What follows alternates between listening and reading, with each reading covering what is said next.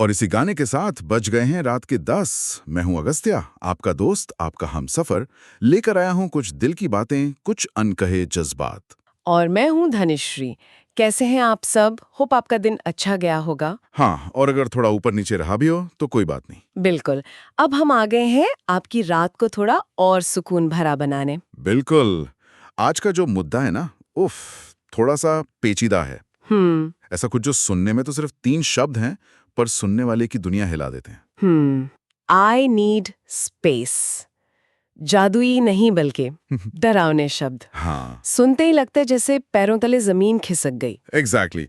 यार मतलब सब कुछ तो ठीक चल रहा था। Late night chats, future plans की हल्की पुल्की बातें, वो छोटी छोटी चीजें हाँ। जो रिश्ते को खास बनाती हैं। हम्म। और फिर अचानक बम गिरता है, आई नीड स्पेस। दिमाग एकदम सुन्न। क्या मतलब है इसका?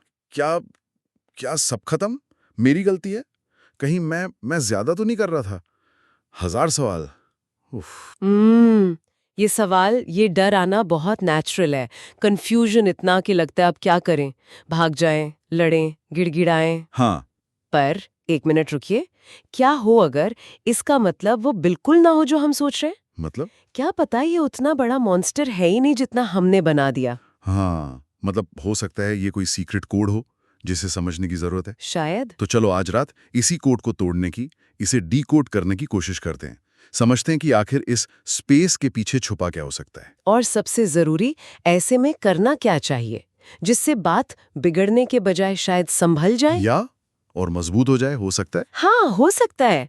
तो बस अगले कुछ पल हमारे साथ रहिए। फोन साइड पर, दुनिया की टेंशन थोड़ी देर के लिए भूल जाइए। जरूर। ये सिर्फ स्पेस की बात नहीं है, ये रिश्तों की डीपर अंडरस्टैंडिंग की बात है।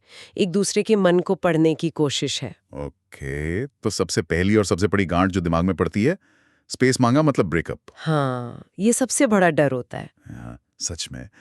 मतलब अगर इरादा खत्म करने का ही होता तो शायद सीधे सीधे बोलना ज्यादा आसान नहीं होता। Exactly. It's over, this isn't working, कुछ भी। स्पेस क्यों? एग्जैक्टली। सोचो ना, ज्यादातर केसेस में स्पेस का मतलब होता है मुझे सांस लेने की जगह चाहिए। सांस लेने की जगह। इमेजिन करो, जैसे कोई कमरा है जो बहुत भर गया है, घुटन हो रही है, तो आप खिड़की खोलते हो ताजी हवा के लिए। कमरे से भाग नहीं जाते, है ना? हाँ, सही बात है। शायद रिश्ते में भी उसे वैसी ही घुटन महसूस हो रही हो। उसे लग रहा हो कि उसकी अपनी पहचान, उसकी अपनी दुनिया कहीं दब रही है। हम्म। वो रिश्ते से बाहर नहीं जाना चाहती, बस रिश्ते में थोड़ी हवा चाहती है। तो मतलब पैनिक बटन दबाने की जगह इसे एक पॉज बटन की तरह देखना चाहिए। हाँ, बिल्कुल। एक मौका ये समझने का कि उसे असल में चाहिए क्या, और ये दिखाने का कि हाँ, तुम उसकी फीलिंग्स की, उसकी जरूरतों की इज्जत करते हो। Precisely. Okay okay, point noted. Chill रहने का टाइम है, चीखने का नहीं। बिल्कुल। तो अब सवाल ये है कि ये घुटन या ये जरूरत आती कहाँ से है? हाँ। क्या वजहें हो सकती हैं? हाँ, कहाँ से? देखो, कई बार ना वजह का रिश्ते से सीधा लेना देना होता ही नहीं है। अच्छा, मतलब जरूरी नहीं कि मेरी ही गलती हो। चलो, ये सुनकर कलेजे का थोड़ी ठंडक पड़ी। हाँ, सच में। पहली वजह हो सकती है करियर या पढ़ाई का स्ट्रेस। ओह हाँ, ये तो है। सोचो ना, आजकल एम्बिशंस कितने हाई हैं। Goals, deadlines, presentations, exams, family का प्रेशर। बाप रे। उफ। हाँ। इन सब के बीच दिमाग को शांत रखने के लिए, फोकस बनाए रखने के लिए, इंसान को कभी-कभी बस अकेले रहने का मन करता है। वो सोलो टाइम, जहाँ कोई डिस्टर्बेंस ना हो। हाँ यार, ये तो मैं समझ सकता हूँ। मतलब अगर दिमाग में ऑफिस की टेंशन चल रही है और उधर से हर 5 मिनट में मैसेज आ रहा है, बेबी क्या कर रही हो, लंच किया, मिस यू। हाँ। तो प्यार तो आता है, पर साथ में फ्रस्ट्रेशन भी होती है कि यार अभी फोकस करने दो प्लीज, मेरा कंसंट्रेशन क्यों तोड़ रहे हो? एग्जैक्टली। वो बस अपने काम के जोन में रहना चाहती है उस वक्त। हम्म। प्रिसाइसली। और दूसरी पर्सनल वजह जो थोड़ी और गहरी है, वो है अपनी पहचान खोने का डर। Loss of self identity. हम्म। पहचान खोने का डर मतलब? कभी कभी रिश्ते इतने कंज्यूमिंग हो जाते हैं कि इंसान भूल ही जाता है कि वो रिश्ते के बाहर कौन था। अच्छा। क्या वो सिर्फ तुम्हारी गर्लफ्रेंड बनकर रह गई है? उसके अपने दोस्त कहाँ गए? उसकी हॉबीज, उसकी वो पागलपंती जो वो अपने दोस्तों के साथ करती थी। अरे हाँ। हाँ, ये एहसास बहुत खालीपन वाला हो सकता है कि मैं कहाँ हूँ इस सब में। ओ। तो उसे स्पेस चाहिए होता है खुद को फिर से ढूंढने के लिए, अपनी मर्जी से दोस्तों से मिलने के लिए बिना 10 बार एक्सप्लेनेशन दिए कि किसके साथ हूं और कब वापस आऊंगी। ओ, मतलब ये उसके अपने अंदर की उथल-पुथल है, वो स्ट्रेस्ड है, कंफ्यूज्ड है या बस इमोशनली थक गई है। हाँ, हो सकता है। और स्पेस उसके लिए खुद को रिचार्ज करने का, खुद को वापस पाने का एक तरीका है। इसमें मेरा कोई रोल ही नहीं है शायद। हो सकता है बिल्कुल ना हो, पर हमेशा ऐसा भी नहीं होता है ना? अच्छा। कभी-कभी वजह रिश्ते के अंदर ही छुपी होती है और यहाँ थोड़ा सा आईना देखने की जरूरत पड़ सकती है। आए हाय, अब आ रही है मुद्दे की बात। ओके, तो बताओ, रिश्ते में ऐसी क्या गड़बड़ हो सकती है कि स्पेस की नौबत आ जाए? और हाँ, यहाँ सेल्फ रिफ्लेक्शन बनता है बॉस। पहली चीज, दम घोटू प्यार, बोले तो सफोकेशन। उफ, हद से ज्यादा क्लिंगीनेस। कहाँ हो, किसके साथ हो, ऑनलाइन क्यों थी, उसने तुम्हारी फोटो लाइक क्यों की, लास्ट सीन चेक किया, रिप्लाई इतनी देर से क्यों, कॉल क्यों नहीं उठाया, अरे बाप रे। 5 मिनट में ऐसे क्या कर लिया जो कॉल बैक नहीं किया, किससे बातें चल रही हैं, अरे बाप रे, सीरियसली यार, हाँ, कोई इंसान 24 घंटे इस इंटेरोगेशन के साथ कैसे जी सकता है? ये प्यार नहीं, ये शक है, ये कंट्रोल है। सही बात है। उसे लगता है जैसे पिंजरे में बंद है, उसकी अपनी कोई प्राइवेट लाइफ ही नहीं बची। हाँ, उसका दम घुटता है। उफ, सुनने में घुटन हो रही है। सही बात है, ये तो बहुत ज्यादा हो जाता है। अच्छा चलो, ये तो एक क्लिंगीनेस की बात। हाँ। और क्या? दूसरा क्या? रिलेशनशिप रॉकेट की स्पीड से भाग रहा है। हाँ, मतलब मिले हुए अभी जुम्मा 4 दिन हुए और तुमने शादी के लहंगे का रंग डिस्कस करने शुरू कर दिए। हाँ, फ्यूचर किड्स के नाम। उसे फ्यूचर किड्स के नाम सुझाने लगे। उसे सोलमेट फॉर लाइफ घोषित कर दिया। परिवार से मिलाने की जल्दी। अरे भाई, थोड़ा सांस तो लेने दो, स्लो डाउन। हाँ, ये होता है। लड़कियों को या किसी को भी कभी-कभी लगता है कि चीजें बहुत तेजी से आगे बढ़ रही हैं, उनके कंफर्ट जोन से बाहर जा रही हैं। उन्हें वक्त चाहिए होता है ये समझने के लिए कि क्या वो भी यही चाहती हैं, क्या ये फीलिंग सच्ची है या बस शुरुआती एक्साइटमेंट। अच्छा। उन्हें अपनी फीलिंग्स को, रिश्ते की डायरेक्शन को प्रोसेस करने के लिए टाइम चाहिए होता है। वो शायद कमिटमेंट से डर नहीं रही, बस जल्दबाजी से डर रही है। Make sense. और तीसरा, ये वाला शायद थोड़ा हैवी है। हाँ, लड़ाई झगड़े से बचने की कोशिश। Avoidance of conflict. एक पल का मौन, फिर गहरी सांस लेकर। ये सच में हैवी है अगस्त्य। सोचो, अगर रिश्ते में छोटी छोटी बातों पर भी बड़ी लड़ाइयां हो जाती हैं, अगर हर बार बहस में आवाज ऊंची हो जाती है, अगर उसे लगता है कि उसकी बात कभी सुनी ही नहीं जाती, ओ या अगर उसे लगता है कि कुछ भी बोलने का मतलब है घंटों की बहस और नेगेटिविटी, तो वो क्या करेगी? वो बात करना ही बंद कर देगी।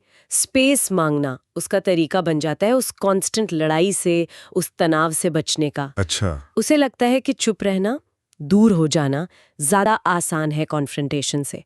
वो बस शांति चाहती है। यार, मतलब वो बहस कर करके समझा के थक चुकी है और अब उसने हथियार डाल दिए। हो सकता है। बस उस नेगेटिविटी से एक ब्रेक चाहती है।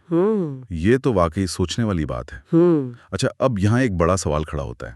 अगर ये सब दिक्कतें हैं, स्ट्रेस है, क्लिंगीनेस है, लड़ाई है, तो वो सीधे सीधे क्यों नहीं बोलती थी? हाँ, ये सवाल तो आता है मन में कि भाई मुझे करियर पे फोकस करना है, या तुम बहुत चिपकते हो, या मुझे लड़ाई नहीं करनी। ये स्पेस जैसा वेग गोलमोल शब्द क्यों? क्या चल रहा है उसके दिमाग में? इसके पीछे ना अक्सर 2 बहुत ह्यूमन सी वजह होती हैं। या यही, और शायद सबसे आम, तुम्हें चोट पहुंचाने का डर। Fear of hurting you. वो जानती है कि सच कड़वा होता है। उसे डर लगता है कि अगर वो सीधे सीधे कहेगी कि तुम बहुत क्लिंगी हो या मुझे तुम्हारी ये बात पसंद नहीं, तो तुम्हें बुरा लगेगा, तुम हर्ट होगे। शायद गुस्सा हो जाओगे और रिश्ता और खराब हो जाएगा।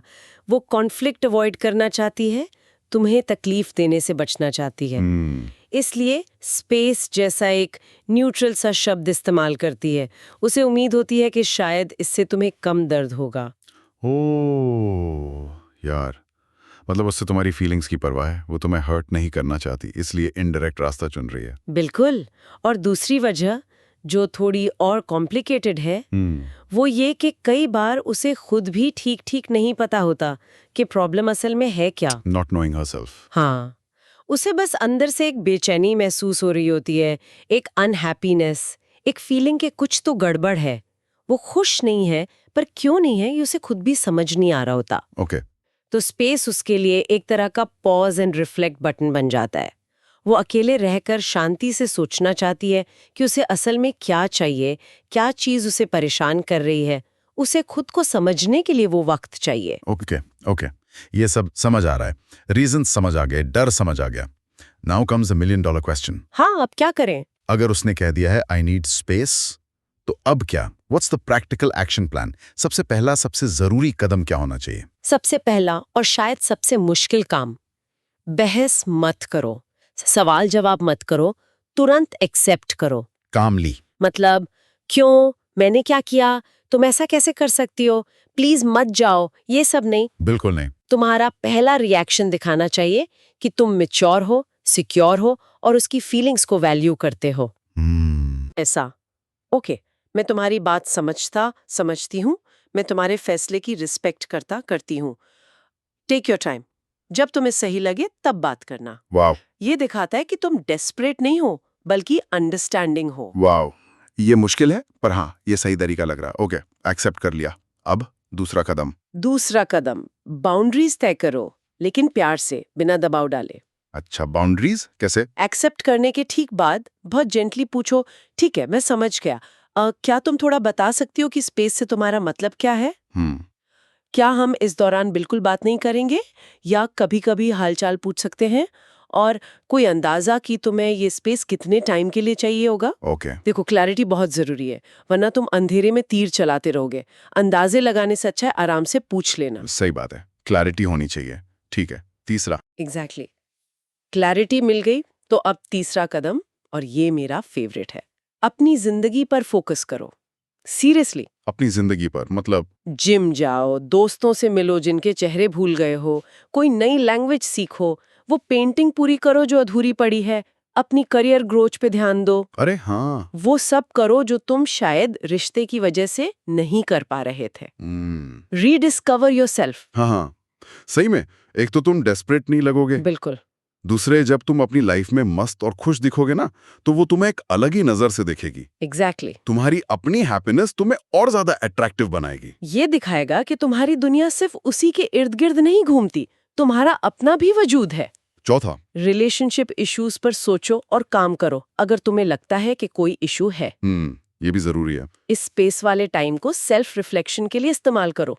ईमानदारी से सोचो, क्या तुम वाकई ज्यादा पोजेसिव हो रहे थे? क्या तुम उसकी बातें ध्यान से सुनते थे?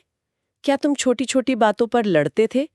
अगर तुम्हें लगता है कि तुम्हारी तरफ से कुछ कमी थी, तो उसे पहचानो। ओके। और सोचो कि जब दोबारा बात शुरू होगी तो तुम उन चीजों को कैसे बेहतर कर सकते हो। अपनी गलतियों को एक्सेप्ट करना और उन्हें सुधारने का प्लान बनाना मैच्योरिटी की निशानी है।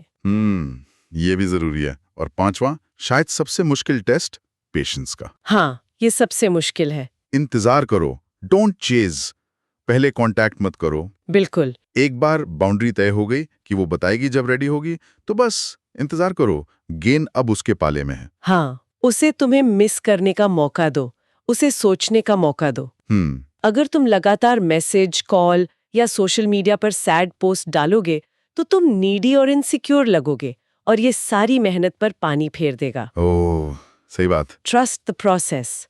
जब वो रेडी होगी, जब उसे तुम्हारी याद आएगी या जब उसकी कंफ्यूजन दूर होगी, वो खुद आएगी। Trust the process. ओके। तो दोस्तों, देखिए, बात सीधी सी है।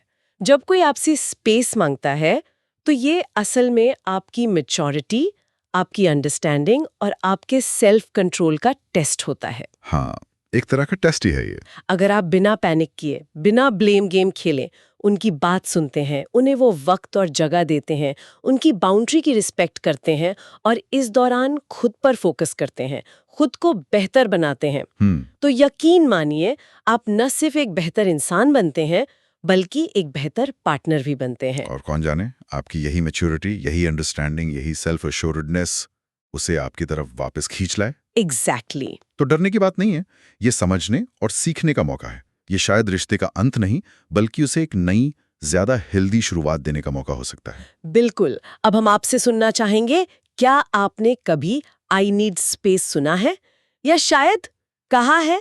हाँ, बताइएगा जरूर। आपका एक्सपीरियंस कैसा रहा, आपने कैसा महसूस किया, कैसे रिएक्ट किया, नीचे कमेंट सेक्शन में हमारे साथ जरूर शेयर कीजिए। आपकी कहानियां, आपके एहसास हमें बहुत कुछ सिखाते हैं। और हाँ, अगर आप चाहते हैं कि हम किसी और लव एंड रिलेशनशिप टॉपिक पर ऐसे ही दिल खोल कर बात करें, कोई ऐसा सवाल है जो आपको रात में सोने नहीं देता, तो वो भी हमें बताइए। हाँ, आपके सजेशंस हमारे लिए बहुत इंपॉर्टेंट है। बिल्कुल।